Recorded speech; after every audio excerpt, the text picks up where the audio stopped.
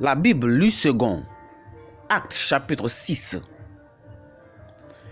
En ce temps-là, le nombre des disciples augmentant, les hellénistes murmuraient contre les Hébreux parce que leurs veuves étaient négligées dans la distribution qui se faisait chaque jour.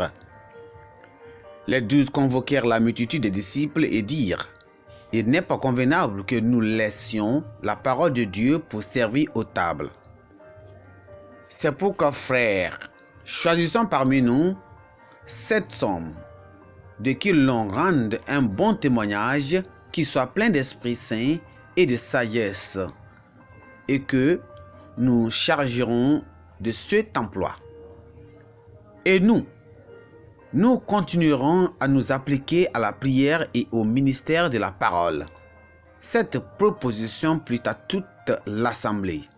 Ils élurent Étienne, homme plein de foi et d'esprit saint, Philippe, Prochor, Nicanor, Timon, Parména et Nicolas, prosélyte d'Antioche.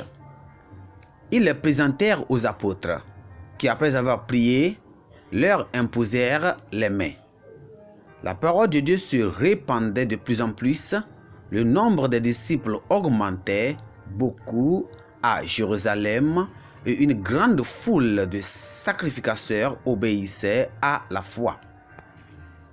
Étienne, plein de grâce et de puissance, faisait des prodiges et de grands miracles parmi le peuple.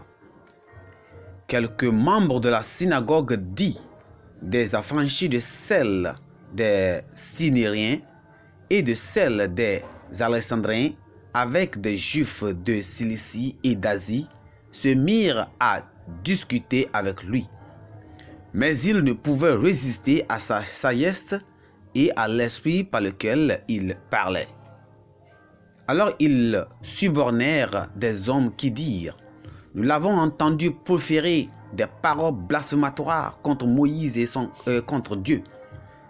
Ils émurent le peuple, les anciens et les scribes, et se jetant sur lui, ils le saisirent et l'amenèrent au Sanhédrin. Ils produisirent de faux témoins qui dirent: cet homme ne cesse de proférer des paroles contre le Dieu saint et contre la loi. Car nous l'avons entendu dire que Jésus, ce Nazaréen, détruira ce lieu et changera les coutumes que Moïse nous a données.